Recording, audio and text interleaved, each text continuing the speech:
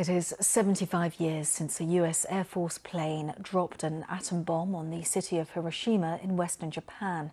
3 days later, another bomb was dropped on the city of Nagasaki. Between 150 and 220,000 people were killed.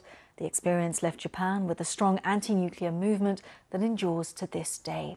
But with an increasingly aggressive China on its doorstep, the remaining survivors of Hiroshima are worried that the lessons of August the 6th, 1945 are being forgotten. From Tokyo, Rupert Wingfield-Hayes reports. Hirotomi Igarashi is a right-wing Japanese nationalist who says it's time for his country to develop its own nuclear weapons. The group he leads is one of around 1,000 ultra-nationalist organizations in Japan, dedicated to scrapping the post-war pacifist constitution and the alliance with the United States. We need to acquire nuclear weapons so that the bomb will never be dropped on our homeland again, especially now with the threat from China. China has some 300 nuclear missiles aiming at Japan, and we have North Korea. That country is like a madman holding a knife. On August the 6th, Japan stops to remember what happened at Hiroshima, to mourn the tens of thousands who were incinerated, and to recommit itself to the abolition of nuclear weapons.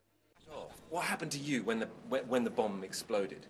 I was surrounded. At 83, Keiko Ogura is one of a dwindling number of survivors who witnessed the destruction with their own eyes. She is worried that as memories fade, Japan's commitment to never building nuclear weapons is weakening. Survivors have a strong fear because, we have many power plants. That means there are materials, plutonium we have, and we have the technology to create nuclear weapons. Might be easy if we said go now. If it wanted to, experts believe Japan could build a nuclear weapon very quickly. It has a stockpile of 47 tons of plutonium, more than any other non-nuclear weapons state. The whole issue of nuclear weapons is still taboo here, even to talk about. But the view that Japan may one day need to build its own nuclear deterrent goes well beyond the far-right fringe, even into parts of the ruling Liberal Democratic Party. And the logic is simple. Japan faces real and growing threats from North Korea and from an increasingly aggressive and well-armed China. And since President Trump's election, America's commitment to protect Japan under its nuclear umbrella looks increasingly shaky.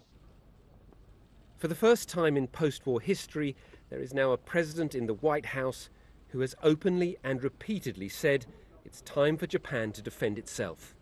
I think that is the biggest change and sort of the biggest cause for concern.